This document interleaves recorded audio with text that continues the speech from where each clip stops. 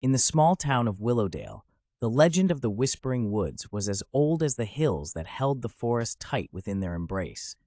It was said that the trees themselves could speak to those who were ready to listen, but none had truly understood these tales until Ellie stumbled into their depths on a cool, foggy afternoon.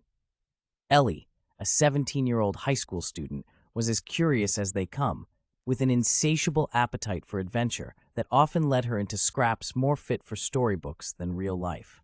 Her latest obsession with the woods was spurred by an old map she had found tucked in her late grandmother's attic, its edges frayed, marking a hidden glen that promised untold secrets.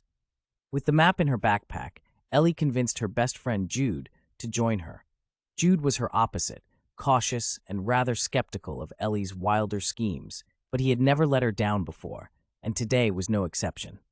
They entered the woods just as the sun began to dip below the horizon, suffusing the sky with oranges and pinks that barely penetrated the thick canopy of trees overhead. As they ventured deeper, the wind began to weave strange, whispering symphonies through the leaves.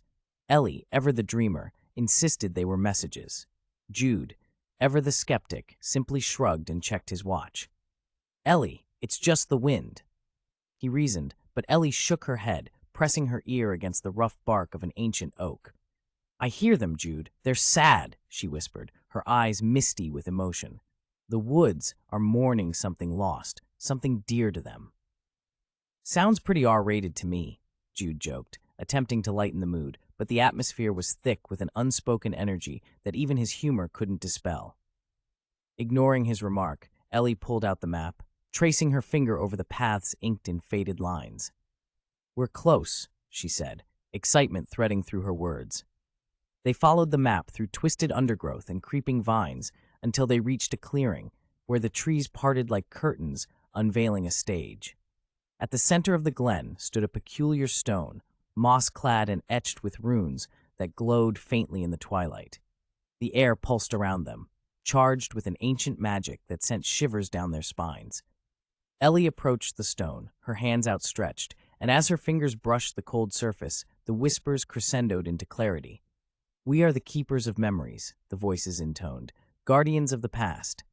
But time weighs heavy upon us, and we seek release."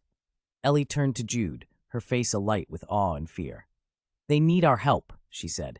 Together, they listened as the woods imparted their tales of yore, of battles fought and lovers lost, each memory swirling around them in the breeze. And with each story, Ellie felt a lightness spread through the branches. Days turned to dusk, and under the starlit sky, Ellie and Jude promised to return, to keep listening as long as the woods wished to speak. Their bond sealed with the land. They were more than just friends now.